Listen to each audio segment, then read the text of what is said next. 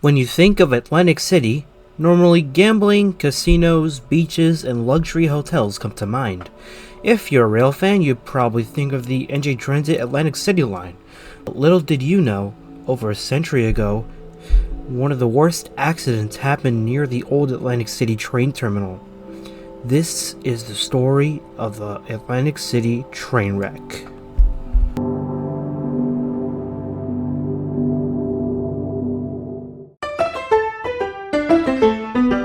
The story dates back to the very early 20th century in the year of 1906. The popular and massive West Jersey and Seashore Railway just finished building a new drawbridge over the thoroughfare, a small creek separating Atlantic City from the mainland, which was mostly just swamps. The bridge has been tested a couple times before with locomotives alone and with one or two passenger trains.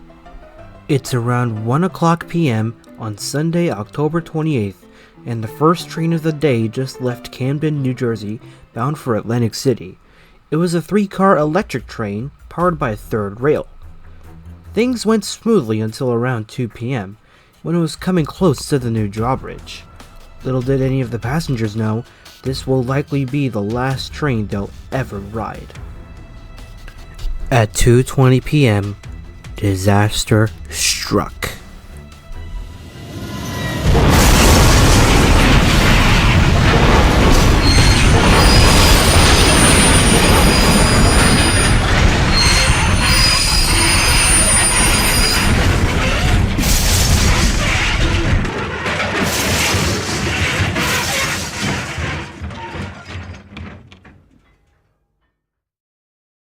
The train derailed and plunged off the bridge and into the thoroughfare at a speed of 40 miles per hour. After bumping along the ties for a few seconds, the first 2 cars plunged 15 feet into the water. Victims were, in the words of the Atlantic City Press, entombed in the cars. With the doors shut and the connecting doors closed, the passengers had very little chance to escape. The trailing car remained hanging from the bridge superstructure for a brief time before it as well slipped into the water. The brakeman traveling in this third car rushed to open the rear door as soon as the train left the rails and held it open to allow many passengers to escape, with only 1 or 2 escaping from the first couple cars. Passengers broke windows in attempts to get free. Several who escaped returned to rescue others. It was to the rear car that rescue efforts were soon directed, both from boats and from ropes let down from the bridge. The news of the awful disaster was quickly telegraphed to the city in less than an hour after the work of rescue had begun. At the time of the accident, the tide, which rises about 10 feet, was running in and the work of the divers was necessarily slow. It was not until several hours later that the divers were able to make any progress. Then, the awful evidence of the disaster became more apparent. When the 2 cars struck the bottom of the waterway, they stood almost vertically, and the first man to descend reported that the victims were packed on the lower ends of the submerged cars so tightly that it was difficult to move them. Thousands of people quickly gathered at the scene of the disaster, and a score of boats soon surrounded the spot where the cars disappeared, but they were unable to render any aid, and could only await the arrival of more divers. One of the most heart-rending incidents was furnished by Frederick Banker, who lost his entire family, a wife and 2 kids.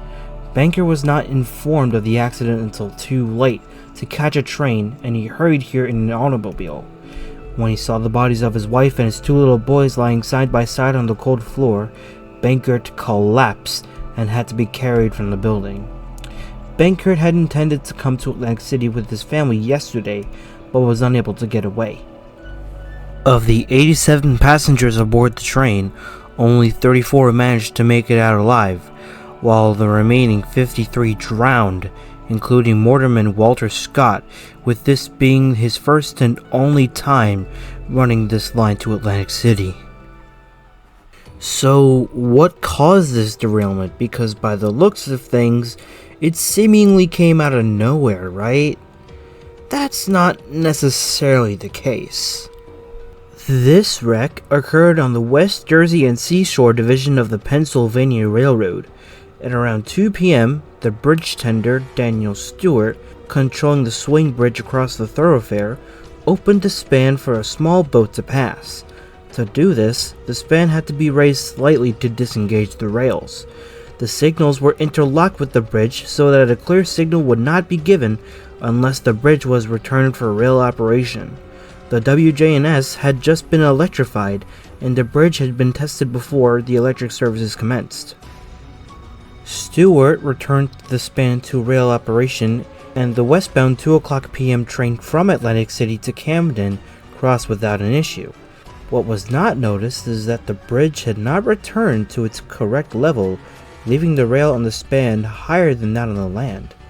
The weight of the westbound was sufficient to depress the span end so that it was able to pass. In addition, the interlock for signals worked on the position of the bridge, not the height. This left a trap for any eastbound train. Motorman Scott was in charge of the 3-car eastbound comprising shiny new electric rolling stock as it approached the bridge at 40 miles per hour.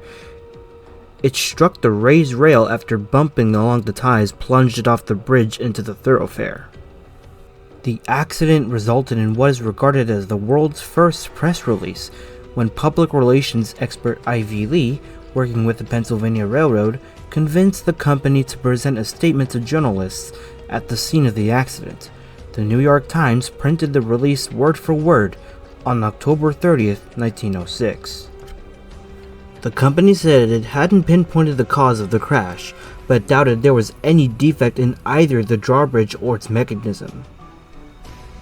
They said it suspected an issue with the cars. They even said why it had come to this conclusion. The electric signal system couldn't give conductors the go-ahead unless the rails had been properly locked back into place. Thus, the railroad felt the bridge couldn't have caused the crash. By volunteering all of this information to the media, Lee had changed communications forever. It was later discovered that the train cars were not to blame for the crash, nor, it seems, was the conductor. A study determined that the bridge had not returned to the proper height, creating a misalignment. Because the signal system wasn't calibrated to account for the height of the rails, it reportedly did not offer a warning. Although Lee's statement contained this inaccuracy, history would smile upon it. The Pennsylvania Railroad received wide acclaim for its openness and honesty, according to the News Museum. As scholar Ray Hybert later explained, before the 1906 wreck in Atlantic City, the Pennsylvania Railroad had barred reporters from accident sites and volunteered little information about their causes. Lee's approach represented a sea change.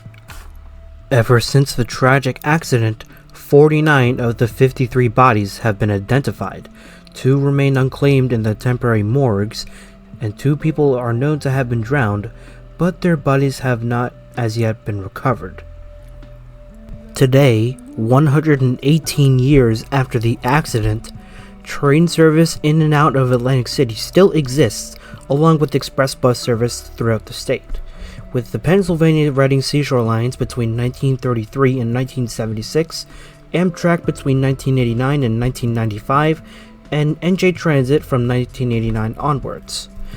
New Jersey Transit's Atlantic City line currently has 14 round trips a day, 7 days a week, from Atlantic City to Philadelphia's 30th Street Station. The drawbridge, now known as Beach Bridge, was replaced in 1922 and rebuilt, likely several times, and is still used by the Atlantic City line to connect the terminal to the rest of the mainland. The Atlantic City line, as said, provides daily service between Atlantic City and Philadelphia, with 14 round trips taking about 90 minutes each. The drawbridge is still likely used today, shining down on its dark past of one of New Jersey's worst tragedies. The lost souls of this accident probably still haunt the Atlantic City area, not letting anyone forget the accident again.